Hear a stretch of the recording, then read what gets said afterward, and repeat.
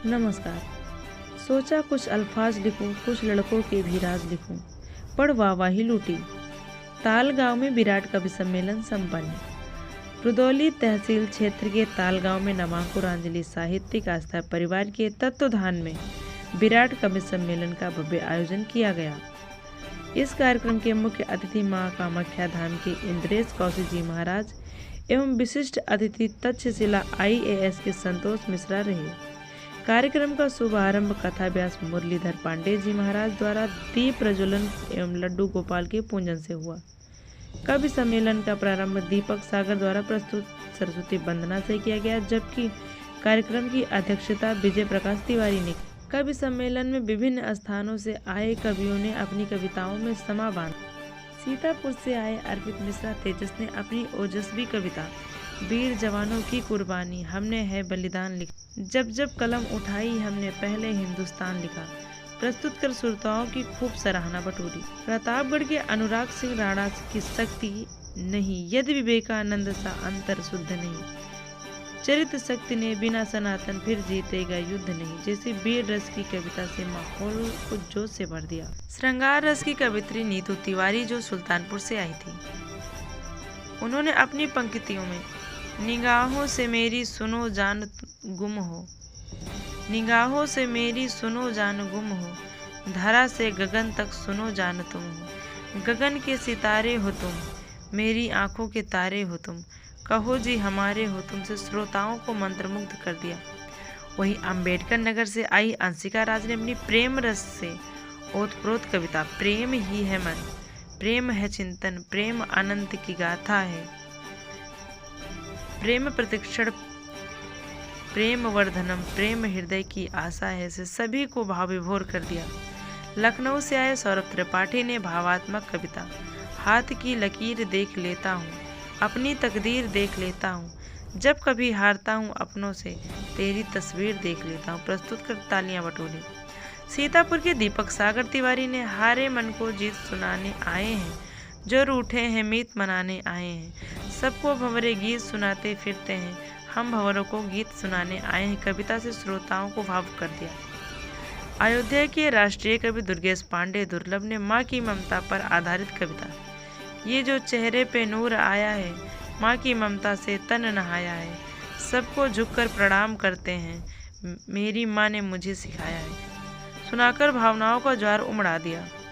इस भव्य आयोजन में क्षेत्र के गणमान्य व्यक्तियों सहित सैकड़ों श्रोता उपस्थित रहे, जिनमें प्रमुख रूप से दीपक तिवारी, कमलेश चंद्र पांडे, पंकज पांडे, दीपक, विवेक, रविकांत, नीरज, कपिल देव तिवारी आदि शामिल थे।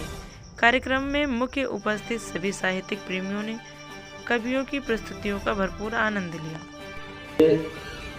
आपको अपने कवि पाठ से जोड़ता हूँ। हारे मन की जीत सुनाने आए हैं, हारे मन की जीत सुनाने आए हैं, क्या बात। जो रूठे हैं मीत मनाने आए हैं, जो रूठे हैं मीत मनाने आए हैं, सबको भंवरे गीत सुनाते फिरते हैं, हम भंवरों को गीत सुनाने आए हैं, भंवरों को गीत सुनाने आए हैं। बहुत बहुत आभार है आपका। क्या बात है भाई, बहुत आभार दुर्गेश भैया का। सुनिएगा मुक्तक।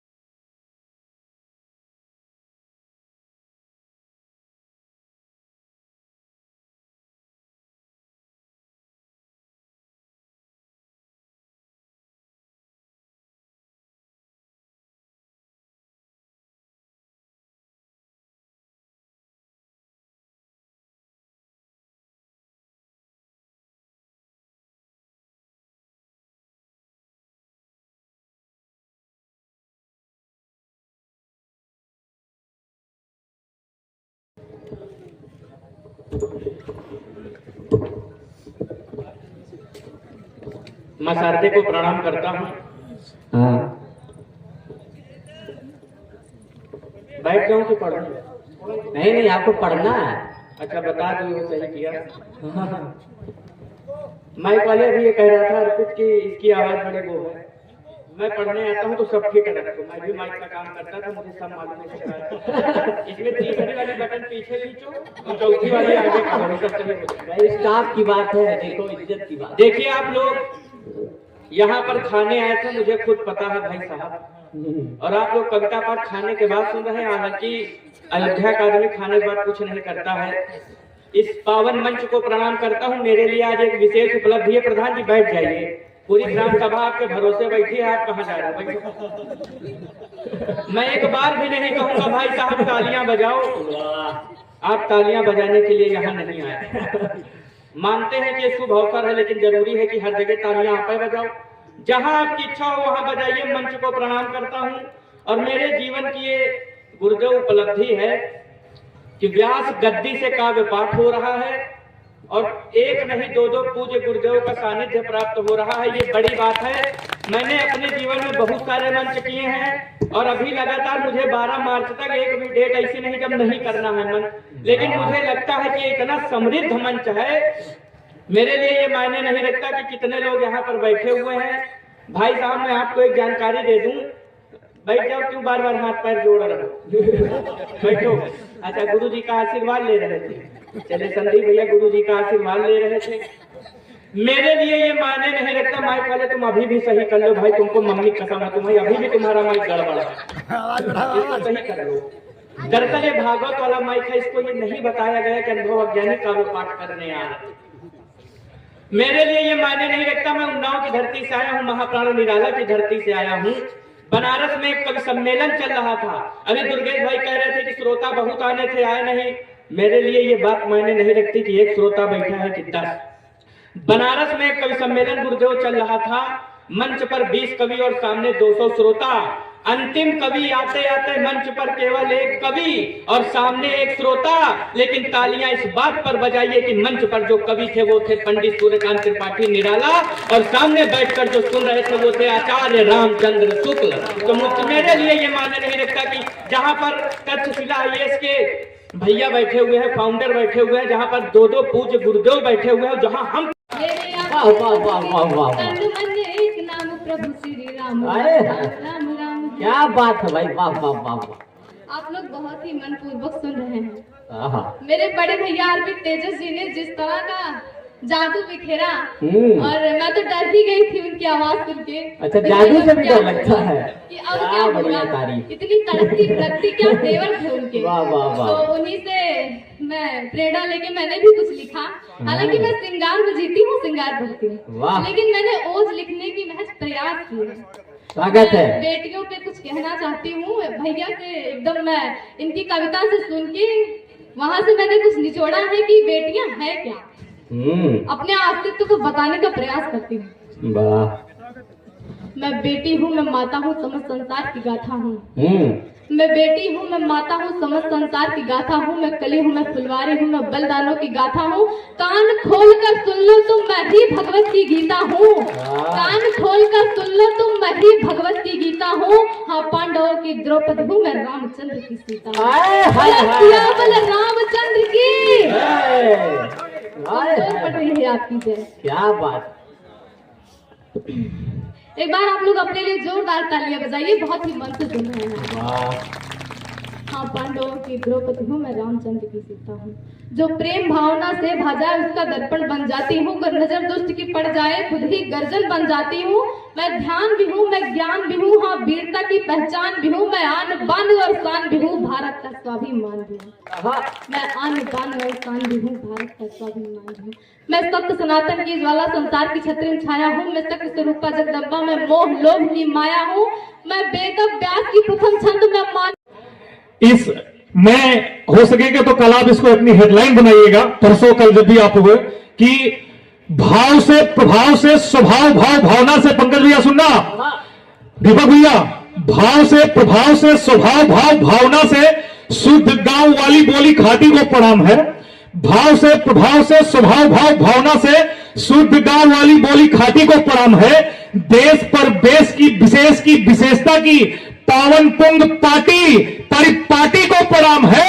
अरे हिंदी मां निहाल, हिंदी मां के जुड़े लाल यहां, हिंदी मां निहाल, हिंदी मां के जुड़े लाल यहां, दुर्गम रुद्रावली की घाटी घाटी को प्रणाम है। हर गिरो दुर्गम रुद्रावली की घाटी घाटी को प्रणाम है। और जाके अंक बुद्धिजन प्यार से बिहार करे, जाके अंक बुद्धिजन प्यार से बिहार करे, ताल गांव वाली पान माटी को प्रणाम है। जिंदाबाद भाई, बापा बापा,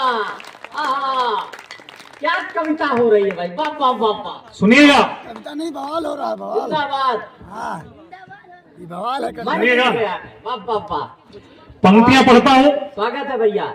हमारे देश में मैं जाता बुजुर्गों को आमंत्रित किया, तो मेरी पंक्तियां हैं पुरुष जीवन के संघर्षों पर। और अगर आप सब अपने आप को मेरी पंक्तियों से जोड़ पाइएगा तो अपनी तालियों के माध्यम से मुझ तक अपना आशीर्वाद पहुंचाइएगा। तो सुनिएगा कि सोचा कुछ अल्फाज लिखूं, कुछ लड़कों के भी राज लिखूं, तकिए बिन न सोने वाले, हजारों नखरे ढोने वाले उन दिनों की बात करूं। और आगे सुनिएगा, लड़कों की टेंशन जो है वो बचपन से ही शुरू हो जाती है। तो सुनिएगा कि ऐसा है नीतू जी, ये अयोध्या के लोग पीछे युवा बड़े मन से सुन रहे हैं। आप तो माइक बंद कर दीजिए तो भी ये सुनेंगे। एक बार तालियां बजाइए तो आप बिल्कुल घबराइए ना, तो मन से पढ़िए। तो सुनिएगा कि बचपन में टेंशन होमवर्क की, मतलब बचपन में होमवर्क से टेंशन शुरू होती है और आगे कब तक चलती है आप सब पंक्तियों में सुनिएगा कि बचपन में टेंशन होमवर्क की, बड़े होने पर होम लोन की, उन मिडिल क्लास के सपनों की अब क्या ही औकात लिखूं। पैरों में उनके चप्पल थी, बेटे को शूज दिलाए थे, और क्या बताऊं किस तरह से पिता होने का फर्ज निभाया था। और आगे सुनिएगा, जब वो पति बनते हैं तो बने पति तो सैलरी अपनी पत्नी पर ही लुटाए थे, और छोटे बच्चे मम्मी पापा सबका ध्यान लगाए थे।